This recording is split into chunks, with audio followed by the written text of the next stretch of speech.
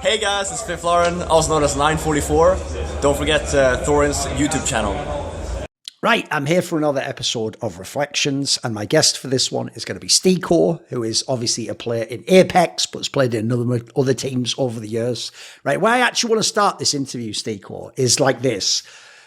If people don't know, it's actually only the advent of international teams, by the way, funnily enough, thanks to people like Guardian, etc., that basically allows people to know who you are, who players from your region are. Because before that, I mean, Guardian's not even the best example. It's actually your old mate Oskar. Like, I knew who he was in CS 1.6 because I'm a mega nerd and I used to watch every movie. And I even used to be telling people, like, oh, watch this movie, he's insane. They were like, nah, I think he cheats, or like, they're just worse players. That's what like Swedish people were telling me, right? So back then, no one knew these people. And even worse, you could never be in a top team. Like, Nico would have been actually wrecked in 1.6. He was, but he was only like 14 or whatever, but he would have had no chance to play. So my question for you is this. It's not like at the beginning of CSGO we had these international teams, and especially actually people from your region weren't famous enough to be in them anyway. It would have been like an American or a Swede or something. So in early CSGO, did you ever actually have the perception that like there's more than, in your case, like the Slovakian scene, etc.? Is there more than this like region of maybe you can play with Czech players, you can be in a Neophyte or an eSuba? These are the teams people know from this region.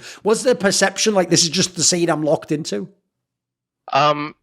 Eventually, when we started as a neophyte, and there was a quick period in Czechoslovakia where we were beating everyone for like a year straight, and we were winning every tournament. We actually tried to go into international tournaments, which was Copenhagen Games. I don't remember the exact year, but we were just going there without any expectations to see how we do against finally international opposition. And it wasn't that good. I'm gonna be honest, it wasn't that great. And after that, I like rest of the scene kind of agreed to that we are kind of subpar and below average in everything, and that's when we started forming like these international teams, me and Guardian and his friends, which was back then it was like Overdrive and Apeks, and we played in bunch of different lineups, and it was quite fun, I would say, because back then it was not like a FACEIT or FPL, it was just the birth of FPL back then, and we realized that when it comes to communicating in English, we're much better compared to like players that are we thought they're good at communicating, but they were not that good in English communication. Right. That's why I think we had like a little bit of an edge when it comes to international teams. And I'm gonna say that basically my whole career that is relevant, my pro player career, I was always stuck on international teams, and it's been almost 10 years now. By the way, was that actually something where when you saw people like Guardian go into those teams, was it actually something that seemed like it should be something possible for your career? Were you ever someone, because people are always going to bring it up with you, especially when they know Guardians from the same country, they're going to do that thing of like, they should make a super team, which is like, no, because the problem there, without being rude, is why would Guardian do that at his peak? Like, he can be in FaZe Clan. Like, it's like when they say it about Rain. At least Rain actually did entertain it. At least Jacob maybe did want to, because he wanted to go back to Norway. Like, in your case, actually, that's another thing that kind of sucks, right? The best player from your region essentially is just never going to be in your team in that scenario. Absolutely. Like it's really funny when it comes to Slovakian top players, and it's always there's like in the back of someone's minds that we should do the Slovakian super team, and we do it like ends way when they became Finnish basically again. And it's quite similar to the story that Guardian, he wouldn't leave like Navi for when he was speaking, right? Or FaZe would, for that matter. There was a period where me and Oskar, we were in mousesports and we didn't want to leave. There was a period and then Frozen was in mousesports and then he just wouldn't be able to leave. Like he's literally living his best period of Counter-Strike. And there was always like this kind of one player that was just not... I mean, it was a possible, but it was a no-brainer for him to come back into the scene and do something like that. Let alone for the fact that you would have to solve like a lot of social issues because these players that everyone is trying to throw in, like Oskar, Guardian, me, Frozen, I don't know, Zero, Neofrag, whatever, Oskar, like we wouldn't be able to work in an environment. And this is something what I value right now, because a lot of these international teams that I've been part of, a lot of things were mismanaged when it comes to a team and solving issues within a team. And I think it would be borderline impossible with those players on the team to make something out of it. So I'm kind of glad it didn't happen. Maybe it will in the future, maybe in the nearest future. Maybe Sinners was already a Czechoslovakian top team. It's hard to say. Right now, Oskar plays there. Zero was there at one point. They were very close to making it to the major. We will see. but I don't think it's happening that soon. Along these lines, because of that like V4 tournament where like those regions countries are together, I feel like there's been a misunderstanding. Like as far as I know, like even though the countries are close to each other, like for example, someone from Czech Republic doesn't actually like speak Slovakian basically. Like is there even like overlap? Like would it be okay for comms in the game if you tried to pick a shared language? Yeah, I think the overlap is there, but obviously when it comes to Czech and Slovak, we were same country, and when we split up, a lot of people from Slovakia, they were still like watching the TV, and there was like a Czech television coming in, you know. So we were in touch with Czech, Okay. But however, they were not in touch with Slovakian broadcast or language, which means they were. It was not that easy for them to understand us, but we could understand them well. When it comes to Polish, for example, you mentioned V4, there was Poland and Hungary. Hungary is completely no-go, like we don't understand shit. Right. And for Polish, it's kind of like, it's impossible in Counter-Strike, I would say. It would be too complicated. But Czechoslovakian teams, if they speak Czech, which for Slovakian people is no problem, then they will 100% understand everything. If they speak like Slovakian people in Slovak and Czech people in Czech, then it's like, it's all right, I would guess for the older players, but the younger ones that didn't necessarily live through the era of Czechoslovakia or that split, let's say, they might have a hard time. I don't know too many of the young players if they struggle with Slovak language, but I think it's perfectly all right to have a mixed team there, and they would be able to communicate on a human level. And then just for the sake of curiosity, right, this is also where, like, what kills this conversation is if someone's a noob like me, and, you know, I used to only learn, like, hello and thank you in a language. I mean, I have said stupid stuff to, like, Bulgarian players, like, you're basically speaking Russian because Dobrovec is the same input. And they were like, that's about it, though. Like, beyond that, I don't speak. So for people who don't know, when Guardian was in Navi, they were speaking Russian. He almost certainly didn't understand what they were saying, right? I would say in-game, it is not that hard, for example, to learn in-game language, for you to communicate effectively, to listen what is being said, and to adapt to it. Myself, I was part of HellRaisers for a brief period of time, and we always try to communicate in English. However, when, you know, half of the team is Ukrainian/Russian, they always speak in a team chat in their language, and I'm curious. I want to know what they're talking about. Like, they're laughing, are they arguing, are they not? So I secretly like translated those messages, and this way I kind of learned Russian, so I know how to read Russian, I know how to speak Russian. Like I'm able to communicate. Like, let's say if I go into Navi, obviously this is not gonna be too good in Counter-Strike, but I know what they're talking about when I listen to comms videos, for example.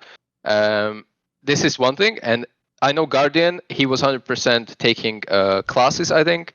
That he was like learning Russian, and he had to do it because when you're traveling across the world multiple times per year, and you live in the hotels, and you have to deal with stuff that is like personal life as well, and you have to deal with issues outside of the game, you have to be able to speak your mind, speak your emotion. Otherwise, you will be just left in like uncomfortable situations where you're just odd one out on the team.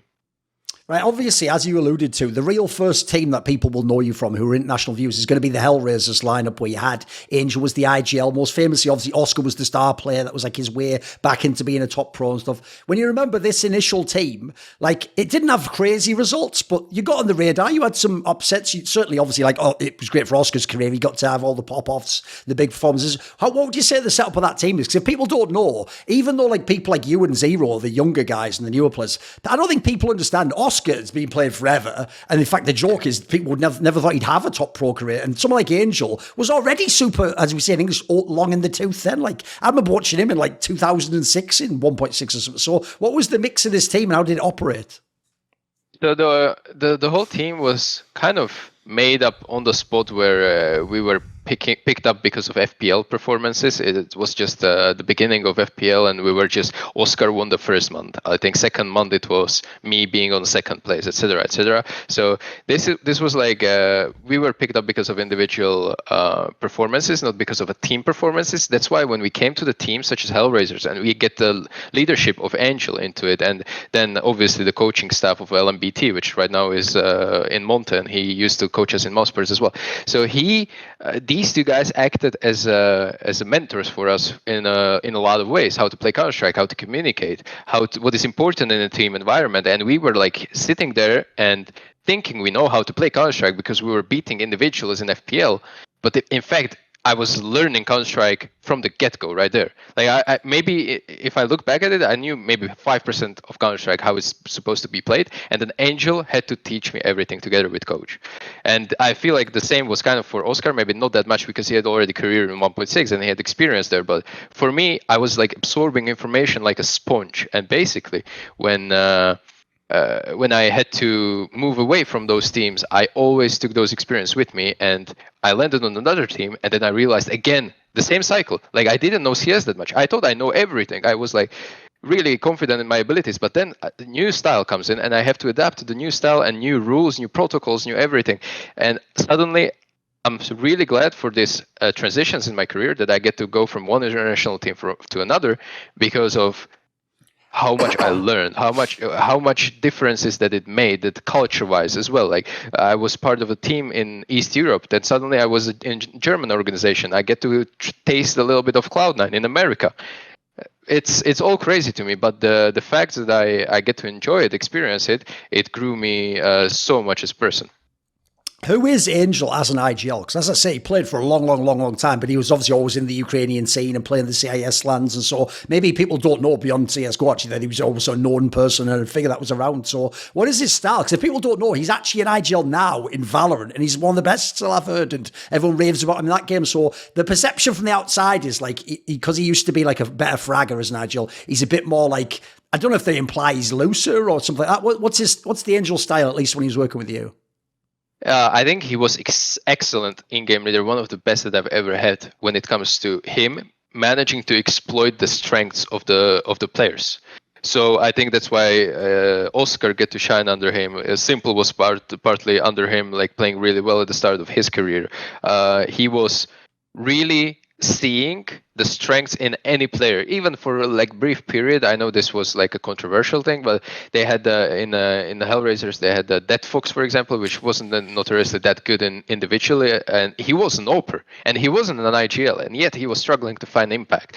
But the way Angel spoke about him always in private and also in some interviews was that the guy is so selfless that he was the sole reason for the team to perform well, to structure, to bond kind of together. Everything was like well placed, and I'm 100% confident that it was the reason that Angel was doing this. Angel saw the potential, saw the like strengths, like 2-3 strengths in a player, and always build upon that.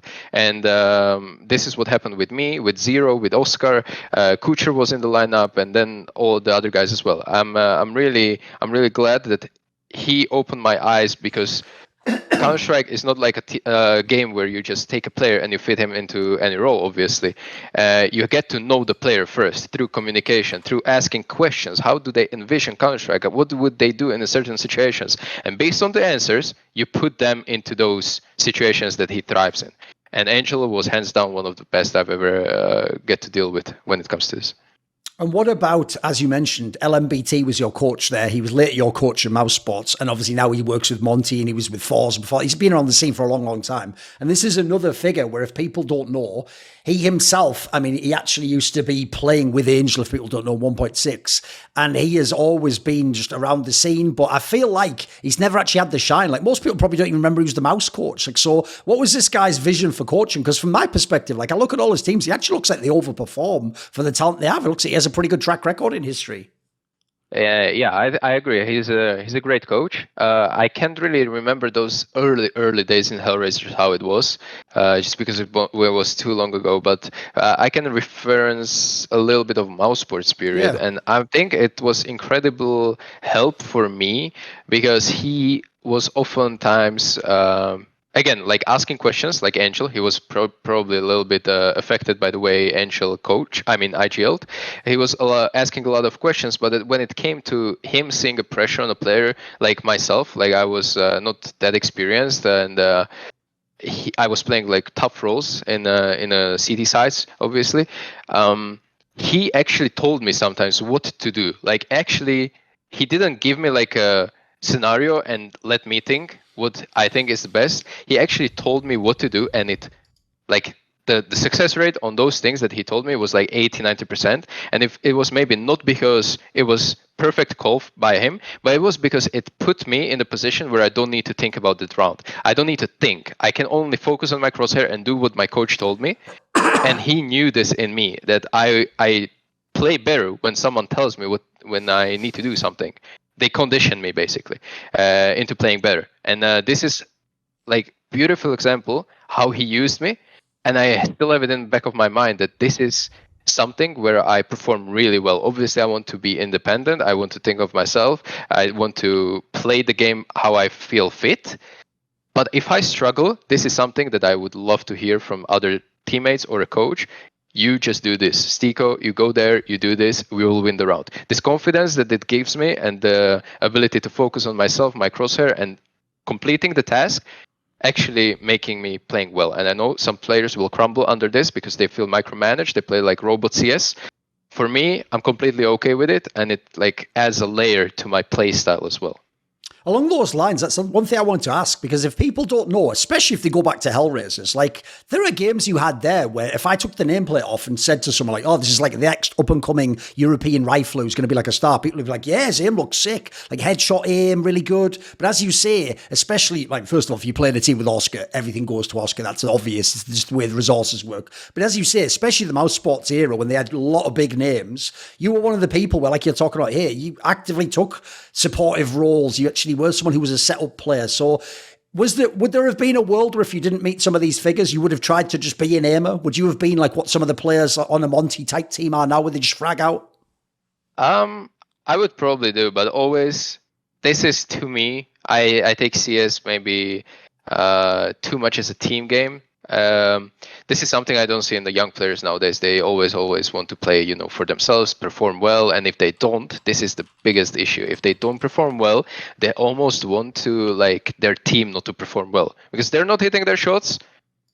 They really don't want to win the game. Like I don't see it in it, and they shut down on comms. They shut down on ideas. They give up basically, and this is something that I really hated throughout my career, and I didn't want to do it from the get-go. And I understood when I have an Oskar on the team, the condition for us to win the game is that Oskar kind of carries us, but we have to enable him to carry us. Obviously, right? I'm not gonna tank the game or completely throw the situations away because well Oskar is gonna win the next round, whatever. Like no, this is not how it works. This is you having a rough games and you still contribute consistently, just like you do in a practice or just like you do in a game where you're popping off. This is very important to me, and I was building upon this consistency on my for myself from the beginning of my career, and that's why I think right now I'm kind of like really hardened, or like I'm really strong when it comes to pressure situations of me being, let's say, having a terrible game 0-10, I can't get the frags. You will hear the exact same comms from me, or I think so at least. This is obviously not for me to judge, but I want to perform as consistent as possible for my teammates to carry me, because they will be in the situations we already practice, because from practice that's where consistency comes. So we already discussed the fact that, like, when you come from the scene you're in, like, even to be in an international team is like your chance to be pro, right? Even though the first major, the ELEAGUE Atlanta one, obviously it went terribly, it was 0-3. I mean, you did play some mega teams, but even so, right, it must have been a big deal still to go to America, to be in a major. Like, when you grow up, especially, like, you're seeing the top players play the major, but you're watching, like, people at home, right? Absolutely, it was a big deal for us, and I can say it because as well, like we've been multiple times one map, one game away from qualifying to the major, and this was actually the first major that we made it through. We always fell flat no matter what it was, and we even like threw some incredible games. Liquid, MLG Columbus were simple. I mean, we threw like 13-6 lead or something on the third map.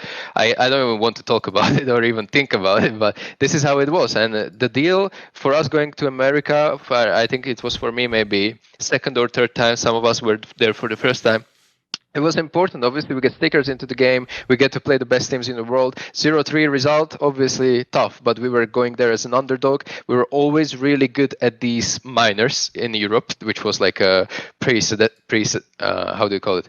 Like a tournament before the major, you know, it's like the RMR, to the major. Yeah. Yeah. And we were always winning it with HellRaisers or with I think even mousesports. Like me and Oskar, we were always in a team that we were going through, and it was hard competition. It was best of ones online, and then at the tournament, actual LAN tournament, top 8 was pretty hard, and we always somehow managed to go through. But then when we get actually to the minor, it was tough. We were always one map away, and it was heartbreaking. So big deal for us to go to that ELEAGUE. After this, obviously, now let's talk about the mousesports period. The weird thing, if people don't know, is it wasn't like you were just both in HellRaisers, then you both went to mousesports, you and Oskar. It was a really weird thing where obviously he went when Nico was there initially, when they were trying to like add another star. Then there was some dispute and he went out of the lineup and then they played, but then he came back in for like one tournament. Then Nico left and went to FaZe, and then Oskar like was in the team but with a weird lineup while you were still playing in HellRaisers the whole time, like we're talking about now, like ELEAGUE Atlanta. And then you got brought into the team. Was it just pure coincidence that you and Oskar both ended up in the team again? Was there some connection? Was there some reason you were put together again? I think the stars kind of aligned. I remember that Oskar got an offer from mousesports before me, and I obviously told him to go. Like, I'm really happy for him, and he went. And then I got an offer to join in because Nico was supposed to go out of that team, and I was supposed to fill in for Nico, and it's like obviously huge shoes to fill, but it would be like a kind of rebuild in the scheme how team works and everything. And I remembered that I was borderline on a signing with them or like agreeing to this, but then we played the tournament with HellRaisers where we qualified to the star ladder, I think. And if we wouldn't qualify, we would probably be out of qualifier, and I would agree to join mousesports. However, we qualified. I remember I clutched like 1v3 on 15-14 against Envious on third map, French guys. And because of that, we went into overtime. We won that overtime, and we qualified. So basically, my 1v3 made me stay in HellRaisers, and I told mousesports, I'm not going because I believe in this team, HellRaisers. Like, we're doing really good. I'm performing really well. I am having good roles right now, and I said no, I'm not going. And then instead of me, they approached ropz. So ropz was a replacement for Nico. Right. And like obviously, like a couple of months went by, like 4 or 5 months. We did terribly with the HR, by the way. We qualified to the tournament. We did terribly. mousesports was on the rise. They approached me again. Me and HellRaisers, we didn't qualify to the minor or major or whatever it was, and I agreed to join mousesports, and I was there with ropz, Oskar, me, and Sunny came with me into the team, and then Chris J was there. And instead of me, they actually wanted, I think, Mixwell, but he said. I think he said he doesn't want to go because of some contractual problems, and I was the second option. So thanks to Mixwell, I guess I was on the mousesports then. Right, you touched on it a little bit already, but give me some thoughts on like playing with Oskar. Because one thing I always found interesting was you were actually always very frank about this and spoke about how you need to set him up and stuff. Because people don't understand Oscar's a really strange player, right? Normally, when you have a player as skilled as him, and I think he's actually underrated, mate. I think he's unbelievably skilled. He's one of those players where I always joke like, if I could just steal their skill, but I don't have to be them and have their brain, I'd take his skills tomorrow, mate. Like, he's unbelievable. But the problem is, the person who is him doesn't have the same perception of his skills. Like, normally when someone's as skilled as him, they are like Nico simple. The one thing they never doubt's their skill, mate. It's like, give me the weapon. Of course I'll kill everyone. Maybe I get annoyed at team play. You've seen it. Like, there was a famous clip back in the day on FPL where, as you're saying, he was one of the gods of FPL. He used to just wreck everyone. There's a famous clip on Dust 2 where he misses like 3 AWP shots. So he just throws the AWP away like, nah, fuck. And that is just Oskar right there. It's like, bro, you are one of like the most gifted AWPers probably to ever play Counter-Strike. Because, you know, in that team when they had the trio, it was ropz, Sonny and Oskar, and these were the ones who could all win the MVP. Everyone used to be like a mad fanboy for ropz because of the storyline, or Sonny because he's like coming out of Finland. I always used to be like, to me, Oskar is just unbelievable. I think he's the best, mate. But he had this weird thing, right, where he had to almost like, the team almost had to help him become the beast that he could be, and he himself could even lose faith in himself. So give me some thoughts on this player.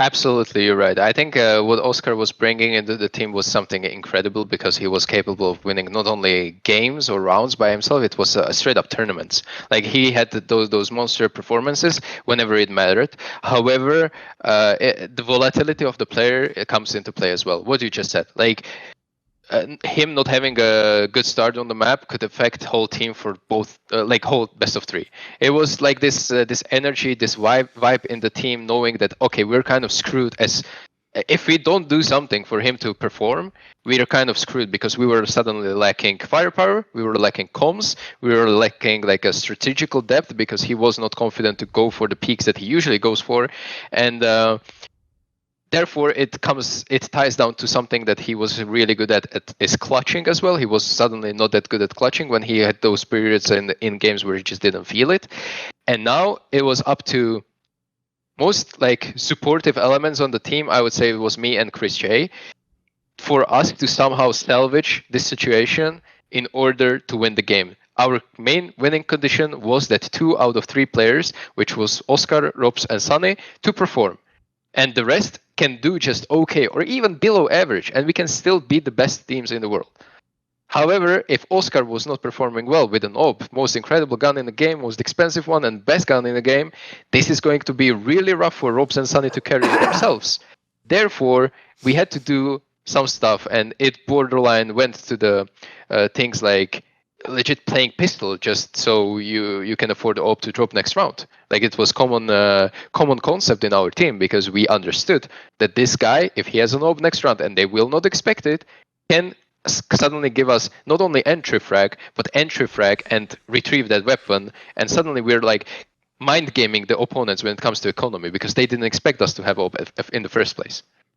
Right, just to clear this up, because you are the perfect person to do it, not least because, and I will say, Oskar, this doesn't play well into what I'm about to try and make the case for you, mate, that you won't come on camera yourself and say it. That makes you seem like you're weird and you don't want to talk to anyone, so you're sort of making a self-fulfilling prophecy there, but I get it, He's just an old boomer who's not from the media era. It's okay, don't worry, keep hitting those op shots. So the question in his defense, I love him. Like, I love him to bits because of the like chances and everything he gave me, but also, when I played with him for so many tournaments and so many teams and for so many years, like, you can see the flaws in everyone's person, and some of the flaws that I considered back then, like, I was ignoring them because we were playing well and I was living my life in the best team in the world. I would consider nowadays red flags. This is how I'm going to say it, and I'm going to be completely honest. Well, let me set up the question then, because basically, if people don't know, what actually wrecked Oskar was 2 things. One was when he joined Mouse the first time, when you weren't there. Because when he joined, right, people know Nico's a very particular type of character. He doesn't vibe with certain things. He has his own way of how he wants the game to be. And I'll just tell you straight up, he just told his people behind the scenes, like, this guy's a bit weird or whatever, I don't really like it. And then because Nico's Nico, like, his opinion matters to a lot of people, that just became a thing that was repeated by people who've never met Oskar, never talked to him, never played with him. Then there was the thing where, like, I will say, this is nothing to do with him as a player, but just because he did that stream where he had all those birds like a Disney princess, that just seemed weird. I'll say that. That even seemed to me like, what is this? But then the third thing is, people will know later in your careers together. I mean, if he'd have just gone with you to that ESL Belo Horizonte, you'd probably win the event. Like, it's cool that nothing stood in, but that was supposed to be Oskar playing there with the AWP. So these things combined made people think, like, right, he's weird. They never explain how. You know, maybe he's like, just doesn't want to attend events, or he's like something. What I would say is this: give me some angle on what you say on the red flag angle. Because I'm sure there were some things that some teammates didn't fuck with. But at the same time, I almost feel like in the modern days, some of that hasn't aged as badly, Styko. Because nowadays, a lot of people before the online period were like, I don't want to play as many LANs. Like, it's too much trouble. Maybe I want to be at home. I know a lot of people don't want to move to America for that reason. So give me some thoughts on this angle. Because I do feel like, surely it's been overblown. They make him sound like he's an alien, mate. Yeah, like, people, when you describe it like this, people think like he's gonna come up to you and he's gonna kick you in the head or something. This is not weird how Oskar is. Like, this is his weirdness comes from the personality, and it's completely all right, because I'm a weird guy as well. I was antisocial, I was introverted. Like, it's the perfect, or I should say, worst mix for a pro player that wants to be in a team environment, right? However, with Oskar, it was like, I'm gonna say something. Let's say, I obviously can't remember exact instances, but he was like tough to talk to when it comes to asking for opinions. He didn't share the opinion that much, which is, again, one of the things that your most impactful player should be doing a lot of times. Yes. Taking initiative was all like a roller coaster. Like, you would have to put him into comfort positions for him to take initiative with a certain peaks. However, if he had to fill in for someone else's mistake or someone else created gap, he would feel uncomfortable, and therefore he would be just playing his spot, not taking initiative as much as he should. Another thing is, I felt like a lot of things were a lot of problems were swept under the rug in the team because of Oskar, because we were afraid how he would react. Let's say there was I will make up a story right now that he was late 10 minutes to the practice, and he didn't even say sorry coming into the practice, right? Or there were, I remember some instances, this is obviously what I heard, but that there was like a reason the mousesports weren't able to boot camp and he was like not able to come or whatever. Like it was these weird things where it was just way too many things like against him. I would say maybe not all of them are true or whatever, but definitely something was up when it came to like dealing with travel, schedule, even this Belo Horizonte that you mentioned. Like I don't even remember the reason why he wasn't there, because all I remember is that we were playing there with nothing as a stand-in, and I think he was at home and he was streaming. Okay. I legit think he was streaming. And we were like fighting best of 5 against FaZe, that were like best team in the world back then or whatever. Yeah. And yeah, these little things came up during his career, I think way too much for a player like him. And therefore it has to be something there that it just wasn't vibing with the team. And the most I would say is that he was just unable to speak his emotion, speak his mind. Like as soon as something bothered him, instead of standing up and telling it in front of the whole team, he would be like, I don't know, messaging, the others, like, what do you think about this, about this, about this, about this? And instead of forming an opinion and being articulate about it, it was like always kind of going behind someone's back, I feel like. I hope he changed. Yeah, sure. I mean, this was years and years ago at this point in time, obviously, right? When you got this mouse lineup, though, after like the initial like couple of tournaments, like obviously you had this amazing breakout where you went to the ESG Mykonos tournament, which even though it had that setup where it was like on like the Mykonos island in like a villa, and they were trying to sell it like it's more just like a chill tournament, like that ended up being like a launching pad for the Team Liquid lineup. If you remember, they had a couple of runs. Yes. Obviously, your team got going and became really good, and so it actually turned out these teams were good. Now, your team, I remember, in the semi-finals beat Virtus Pro. Now, people are going to say, but they were already washed. I'll just say this. Epicenter was after that. They were in the finals. So, yeah, they might have been a bit washed. But I know when you have legendary teams like that, mate, they might be washed against some matches. Some matches they might turn up. So you beat them, which I'm assuming must be a big deal. And then you obviously beat in that epic best of 5 with Team Liquid. You beat them to win the tournament. Give me some thoughts on this event and winning it. It's a big jump up, right? It was a big event in my life. I remember to this day everything, the venue, this little villa and the place where we played. It was such a good change of pace when you compare it to other events. It's such a shame that nothing like this is happening anymore. But it was a bad period for us because I just joined mousesports and I flew in with very little practice to DreamHack Malmo. We bombed out last place, and straight from Malmo we have to fly to Mykonos. And we win that tournament. So it was like 2 tournaments, last place, first place. And we didn't know like what the hell is actually happening with us. Are we good? Are we not good? What should we focus on? We get no, despite us winning the tournament, we get very little data of how we should work as a team. So that was kind of unfortunate. But as you said, I agree that the semifinals against VP, it was incredibly important for us to win, just for the confidence to proving ourselves that all right, we can actually we play well on these maps that we beat them. We thrive in chaos, so this is how our playstyle was kind of defined, to create as much chaos as possible on the map, to get into these clutches, 2v2s, 3v3s, and then win them respectively. And also, when it comes to best of 5 against Team Liquid, I remember it was a huge marathon, but they had like a JDM on the lineup, and I think, yeah, you're right. And it wasn't like a Liquid that went on to win the Grand Slam or anything, but it was still a big deal for us because just lifting that first trophy and being together in mousesports for less than a month was a great stepping stone for us to actually break into tier 1, and I think we stayed in tier 1 for basically whole duration of the lineup. And then to me, because obviously it was only about a year later, to then go to the next ELEAGUE major, the Boston one, and this is the one where you made the playoffs. And quite frankly, if you look at the draw, That's in theory, that was the best team in the tournament was FaZe Clan, and you still almost beat them on the first map. I'm sure everyone in the team would have to know what would that train have been like if you'd have gotten there. What would you say about this run at the major? I think about this run a lot lately because obviously it kind of parallels to what we did in Paris Major. Obviously, playoff of the major and everything, but I remember in Atlanta we had some struggles. I'm gonna say Atlanta because group stage was being played in Atlanta, but then the playoffs went actually into Boston, and while we were playing group stage in Atlanta, we had some struggles. We threw a little 2-13 lead against QBF or something. They managed to go into the quarterfinals and play Navi, and if we won that game, we would be playing Navi instead, and God knows what happens there. But yeah, eventually we made it.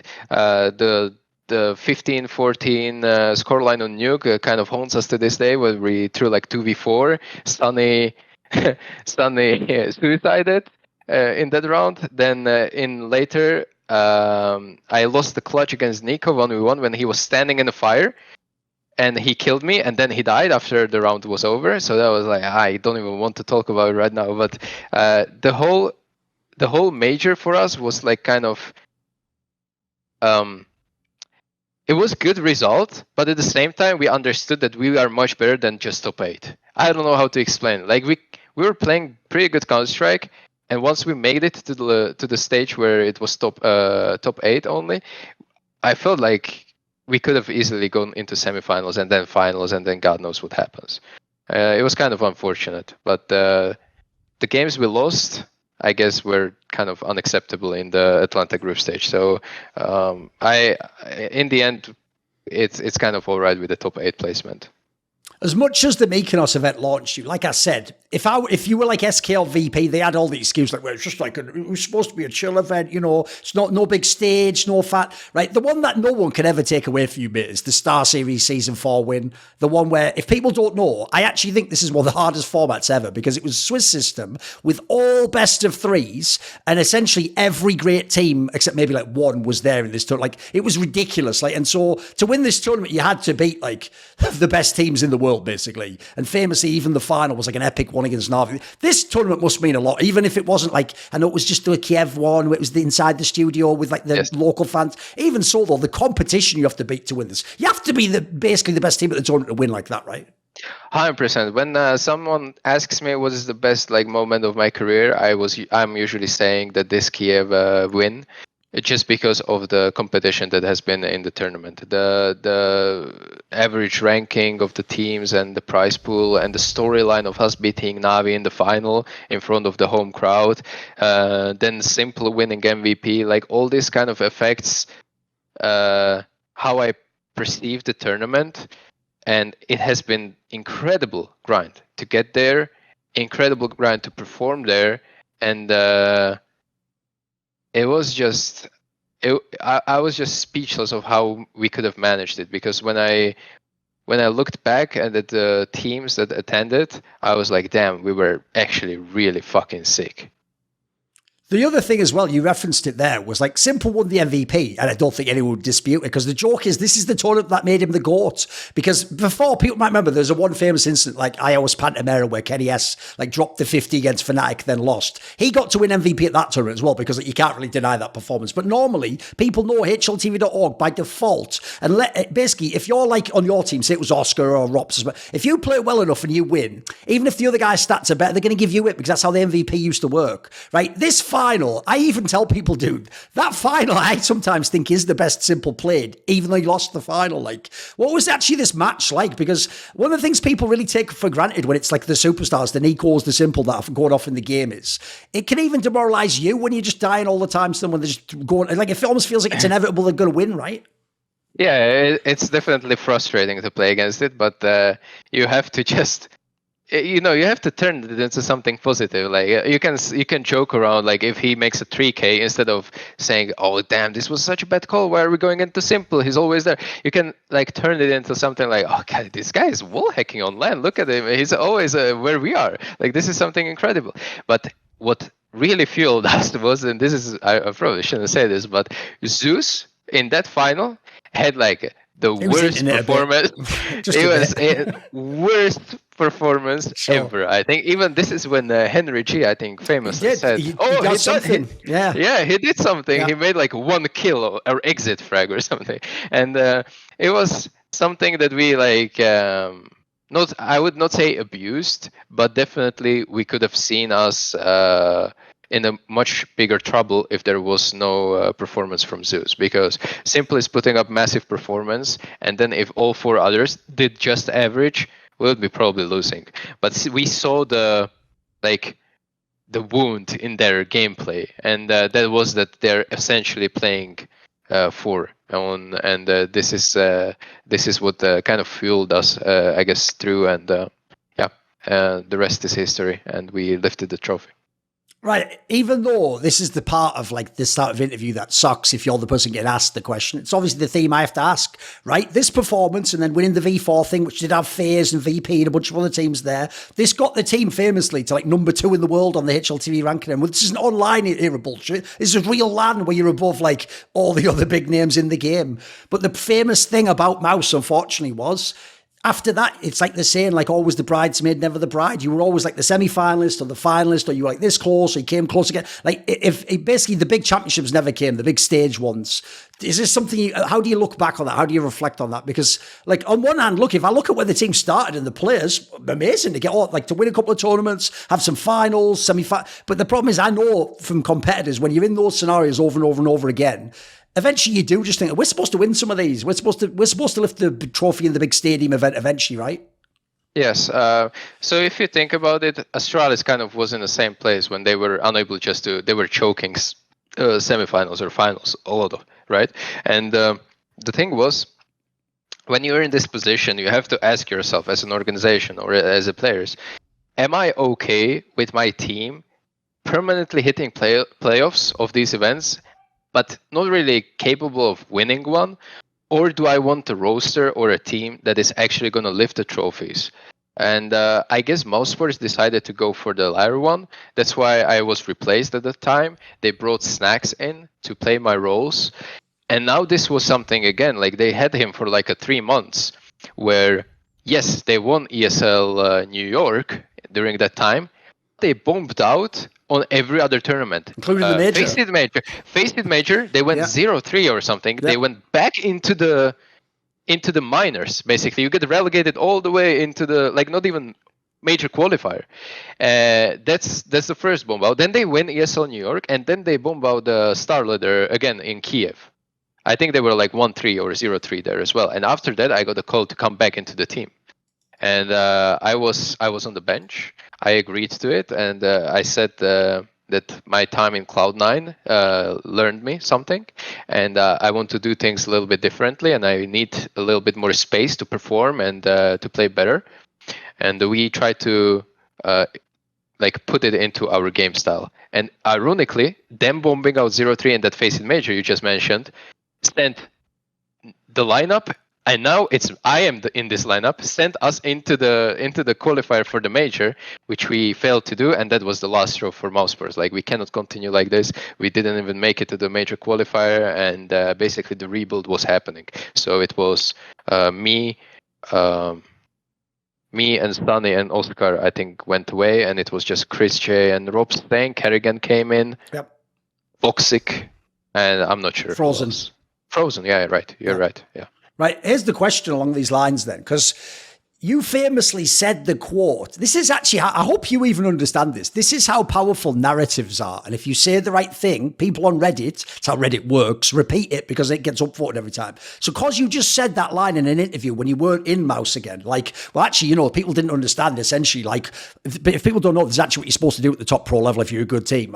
When you die, you com for the person who has to aim with the AWP or whatever, or he's not watching the flag. What you do is you com for your teammates, and if you do a good job, essentially in this team, it's like we were discussing about language difficulties before. You have people where it's look, it's not even that they don't speak English. Think how different the accent of Sonny speaking with a Finnish accent to Oskar with his Czech accent to Chris J with the if you can con well for these people, you have pretty clean English. Like, it sounded like you were adding something. Meanwhile, people know Snax is more like the genius player who just sort of does what he wants. It doesn't seem like the guy who's going to be doing that. So whether this is true or not, that did work, mate, because I'm almost certain that's part of why the community was like, minus Snax plus STYKO, and it did happen. Do you think any of that is true?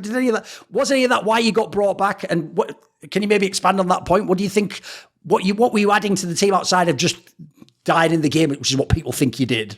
Yeah, I think there's some truth to it, because I feel like players were not really comfortable with Snax in the team. The way he was approaching his roles, the way he was demanding of others, instead of, they had to adjust of being offered nades. These players like Oskar and Sunny, they were offered nades by me or Chris J or ropz or whatever.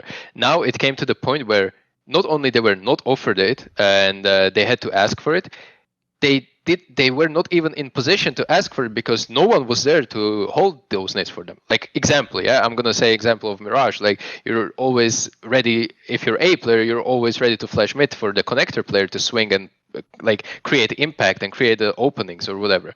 But this is suddenly not happening at all on the maps, and they had to adjust not only to accommodate themselves but also to accommodate Snax, because he's obviously this guy is not going to play like me.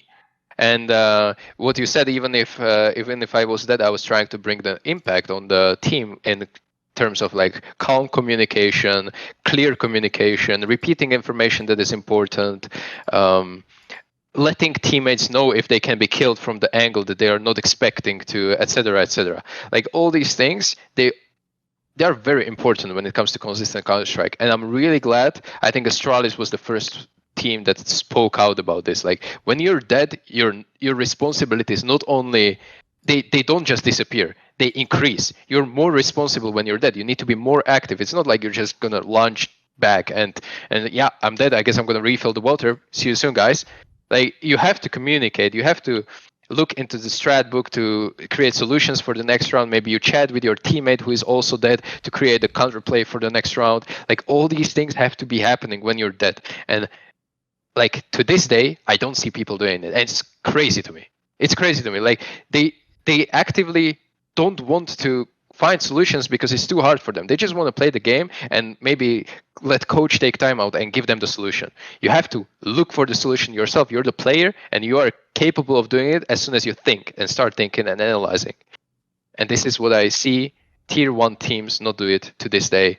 And it's mind-boggling sometimes.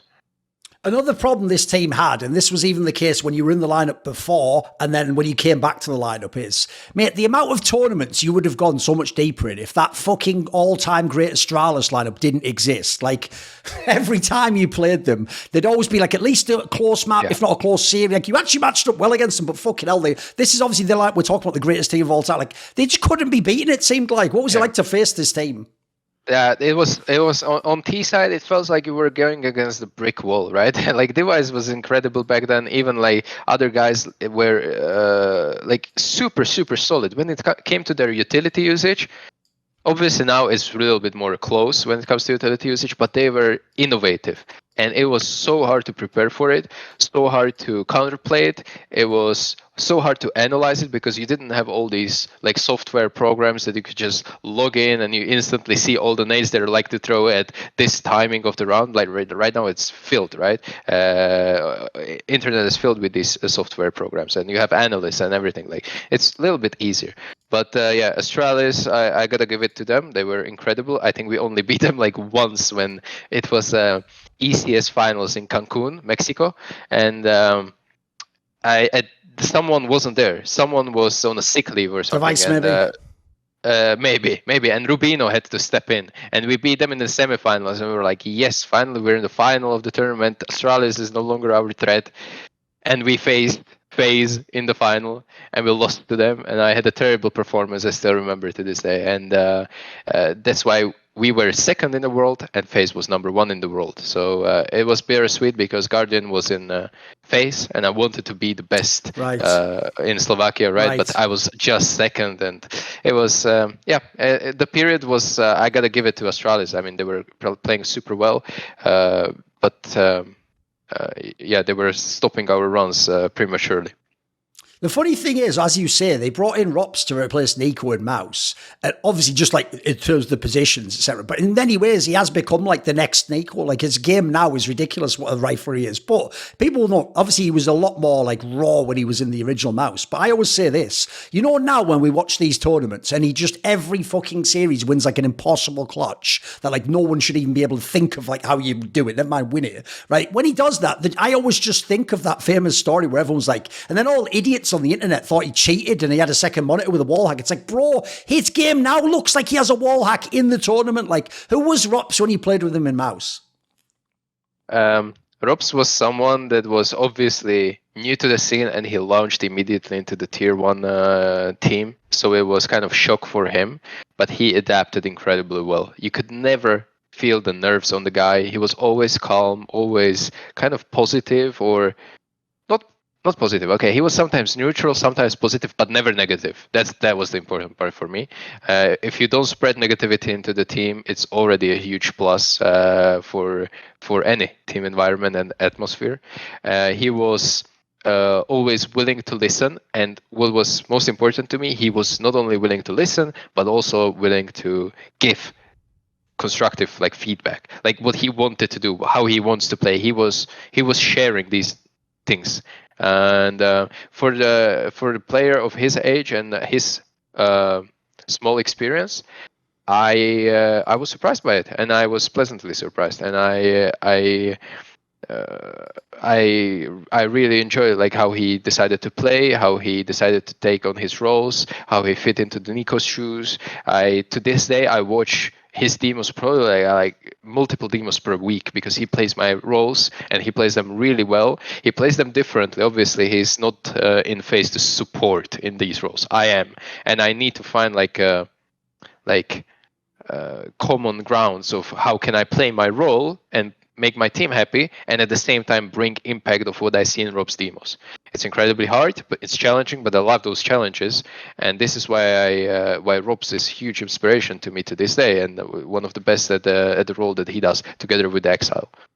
And then obviously I want to ask about Sonny, because sadly now people barely know he's around. They don't even know if he still plays CSGO. He had that period and then sort of tanked his career a bit, right? When he was in your team was when he was at his prime. This is when he was peak. And I've even heard maybe in the team, like if you look at his roles as well, maybe he was like a secondary caller. That's why they tried it. And then some guessing. So who was he in your team? Because this is when he was really having a breakout and he could win MVPs. He was definitely a second caller. I would say that. It's kind of funny because we had like a caller in lmbt a lot of the times, but he couldn't call because of coaching and everything. So he kind of transferred all his knowledge when it comes to game plans and how to structure the rounds and structure defaults and everything, structure calls, into Chris J. And then when Chris J's like understanding struggled, that's when Sonny came in. And he was therefore a secondary IGL, and he was taking a lot of initiative, and he was suggesting a lot of things, and he was doing it incredibly well. When he went out of mousesports, I was honestly surprised that he didn't stay in. Like, I really wanted him to play well.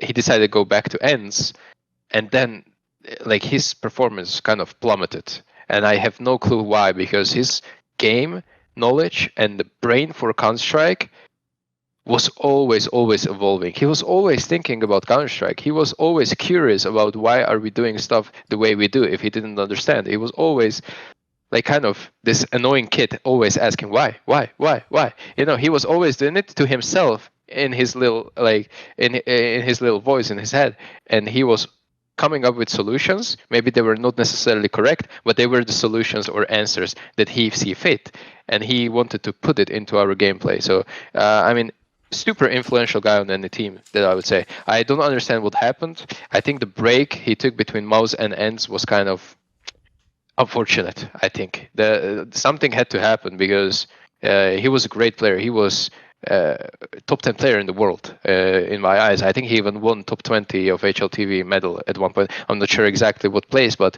I don't know. That will be forever mystery to me, because we're barely in touch right now. When after this team, like you said, the way that the lineup failed at the minor and got kicked, etc.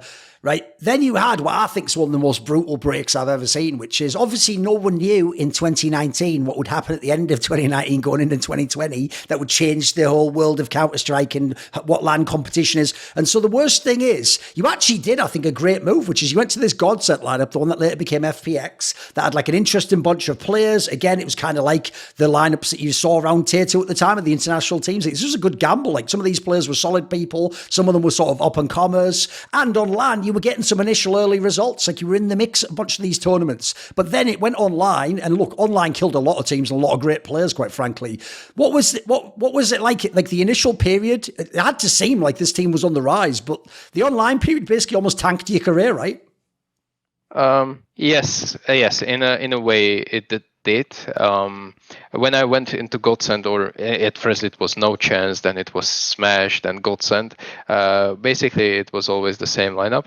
I told straight up to the guys, like, I don't want to be what I was in mousesports anymore, and I need more freedom to play my game. Otherwise, I'm just gonna lose it. Like, I don't want to be stuck in what I was doing for past couple of years. And they were open for me to try these things. And I think I kind of reinvented myself as a player coming into these lineups and playing tier 2 Counter-Strike a little bit more often. I was performing pretty well individually. I was confident. I was comfortable. I was playing with a bunch of guys that saw joy in the game, and we were open to each other, honest. And it sparked. It showed me basically how I want my career to develop in the next years, and I pay attention to this every now and then, that I just need to be comfortable with my team, with my teammates, with my management in order to perform. That's what I'm trying to do. When it came to online period, it was kind of unfortunate that the major got cancelled and everything, despite us like qualifying to the RMR. I think for this period in GODSENT, because a lot of teams were interested in me, a lot of international teams, and thanks to that, one of them was Apeks. This Cloud9, when it was Colossus, I had a deep talks with them, and I think ENS showed interest as well before they picked up Maden. We were kind of me and Maden, we were like a package duo. But we split up eventually for whatever reasons. But a lot of teams were interested in us too. And I was, first time in my career, after like 5 or 6 years of my career, people were actually interested in me. And I was so happy. It boosted my confidence through the roof. And all I did was taking it a little bit more seriously, and I was more selfish instead of being selfless, like I was on mousesports. It's all it took, and it showed me that this is how I want my career to go a little bit forward.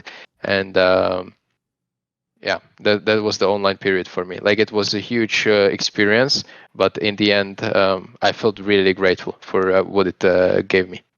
Who is Maden as a player? Because obviously people are now going to know he's just won their IEM event with with ENS rather. And obviously the thing that people don't know is, as far as I know, in your team, he was a different player, right? He was doing different roles, etc. Because in ENS, they actually, if people don't know, he's essentially put in small, like, supportive roles himself. Yes. And they all tell me in that team, like, he's the one who just chooses to do that. Like, again, it's maybe like your career. Like, they say if he wanted to be, he could be like a star. In fact, you've seen he has pop-off games. So who is Maden? Yes, he was definitely, when he was a part of our team, he was definitely the guy who was just running in, and I would compare him to like Boros on ENS right now. Monte, where he just running in, taking peaks, taking duels, winning those, having really smart and solid CT side as well. Like, he was good with nades, good with communication, never tilting. He was rarely tilting, which is really rare to me, coming from that part of the Europe, which is like Montenegro and Serbia and Bosnia. They're known to be a bit spicy normally. Those guys are with temperament, And this guy, despite him having temperament, like outside of the game, he was vocal about stuff when he didn't like it. But during the game, never. I've never seen him tilt or be angry, which is huge green flag for me. And when it came to him in ENS, I agree completely with you that he's taking more of the supportive roles, or not necessarily like a supportive roles, but having aggressive roles with a supportive elements to it. So he's together, like sharing the supportive duties with Snappy, I would say. And basically, I feel like when I see them playing, Maden is doing whatever no one else likes to do, and he's like okay with it. And it's so important to have one of these guys in the team, because then it gives you like a more depth to your playbook, more depth to the way you utilize the players. If the guy is completely okay with being having a bad score on the scoreboard, but still winning a game, it gives you like a freedom as an IGL, as an Oper, as a rifler, as an anchor. It gives you freedom to do more stuff more comfortably. And I think Maden is one of these players. That's why I have immense respect for him, and I hope we ever become teammates in the future, maybe. But you never know. But he's definitely one to remember. When you got with this Apeks lineup now to qualify to the major, one of the reasons I don't want to hear anything from all those analysts, you know what they did that thing where I think it was dirty as fuck? They took people like Nine and Monty who were having good results online, and they pretended all of tier 2s like that, and they're all secretly sick. And like, your team's one of the ones where it's like, it isn't, like, even at the RMR, like, you look at the opponents you beat, it's like, oh, none of these teams are going to like go deep in a major. So even when I saw you come through the RMR, I was like, look, I know some of the players, there's some good pieces here, but who can know how they're going to do? Then you even look, the first challenger stage, you're not beating the big teams. When you beat the big teams, that's where you're going to lose. What level did you come into the major at? Like, what were your expectations of what was possible, or was the team peaking coming into the major? Honestly, when we came into the major, we came with only one goal right now, and that was that we want to make it to the next stage. And it was just because, not because we didn't believe in ourselves to winning this thing, but we didn't know how the other teams will perform, because there was like a lengthy break before the major, and like there was not a lot of tournaments happening. Usually those were online, and those results are not that important. When we came to play first game against Liquid, we did a heavy not a heavy anti-strat, but we prepared for them, obviously, because we knew that we will face them, and we did our best preparation. And in my opinion, 16-12, we won that game, but I think it was one of the easiest games we have ever played during the major. Obviously, the next game was 16-0 against Greyhound. I'm not going to count that one. The second easiest was definitely against Liquid, and it was because we just knew how to play against them, what to expect, what is going to happen. And they even changed the positions on that map just to surprise us, and we weren't fazed by it. Like, we were so confident in our ability, how we come into the tournament, that we just wanted to play our game, and we did it, and we won it, and we then beat them again in the quarterfinals of the playoffs. Like, those things are really important to us. And when it comes to performance, how we wanted to perform, is that we always took it game by game, stage by stage. And suddenly, in the middle of the major, we realized what teams are left in the major, and they all looked super shaky, or not like super shaky, but they had games where they were barely winning against teams they should be comfortably winning. And those games, we rewatched those, and it gave us so much confidence, because we saw that these teams are not comfortable against tier 2, which we are representing.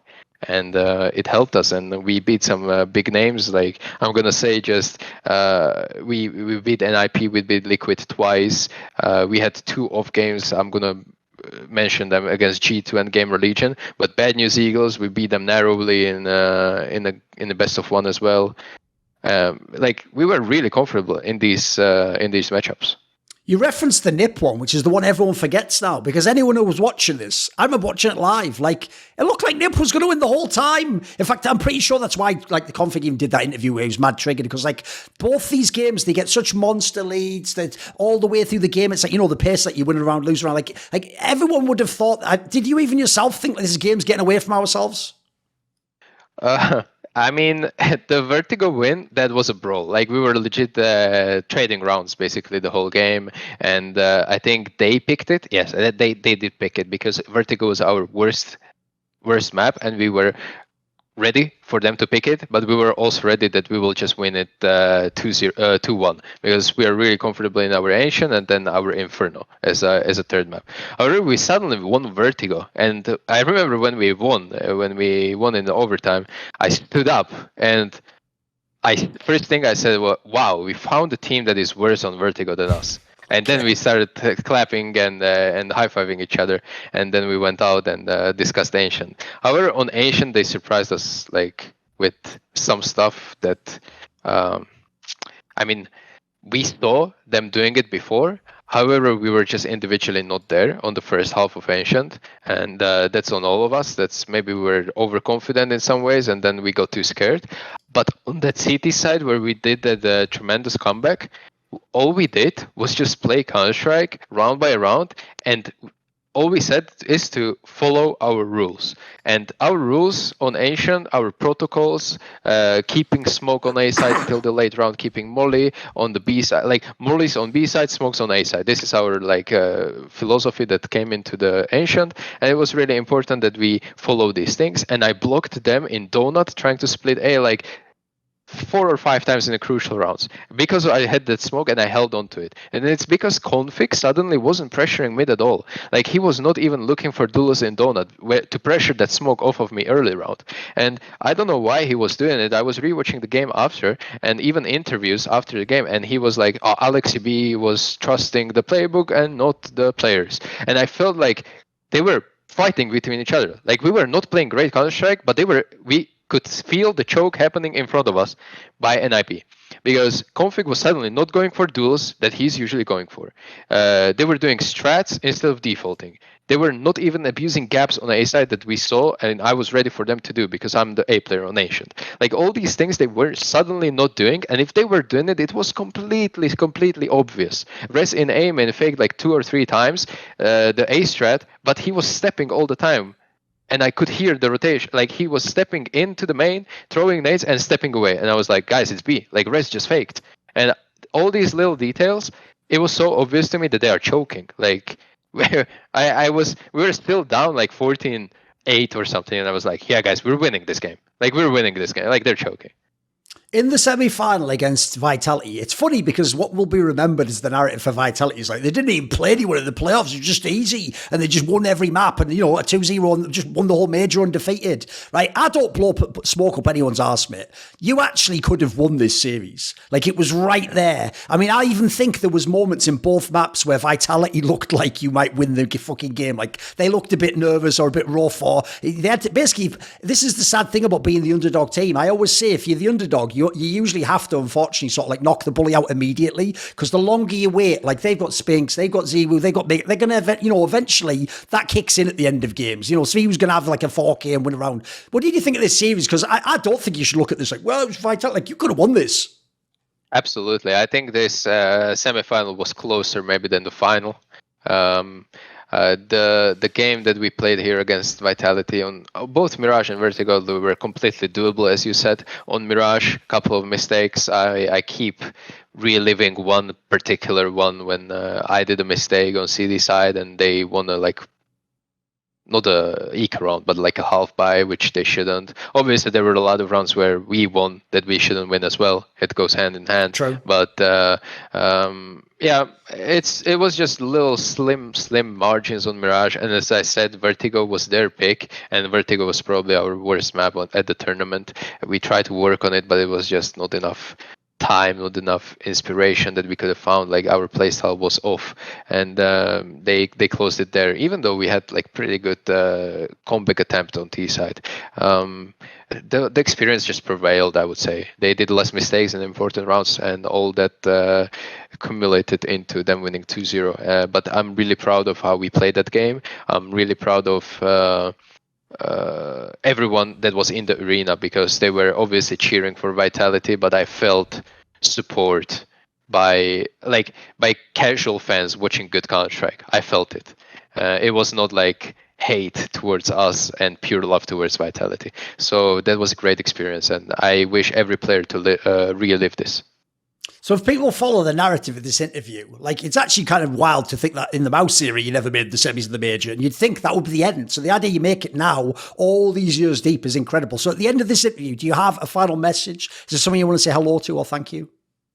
Of course. My final message would be to look at me, or maybe this interview, or maybe even this game that we spoke about with the Vitality, that it's a testament to to the longevity of what you can achieve when you take things seriously, when you don't burn bridges, when you're not being a dick to others, when you're playing in a team environment that you actually love, and you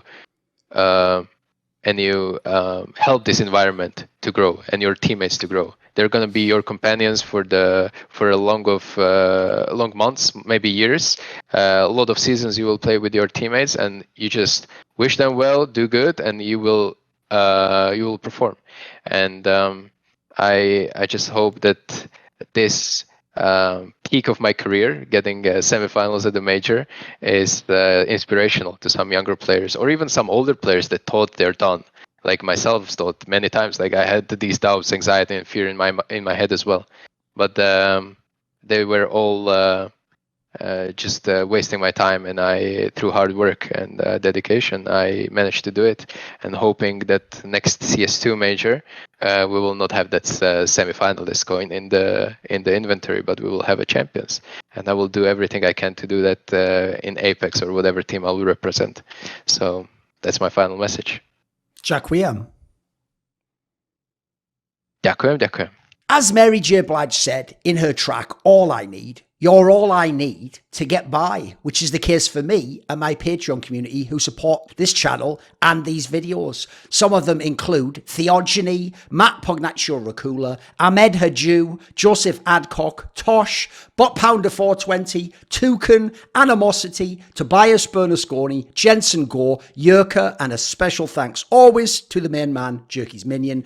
Would you like to ask a question in my regular video AMA? Do you want teasers? Find out who upcoming guests are. Maybe you want to suggest a topic or a guest for my content, or you want to take part in one of those longer esports discussions with me where we go all over the place. Well, if any of those grab your fancy, put your money where your mouth is. Join the Risk Illuminati today via the Patreon link in the description box below.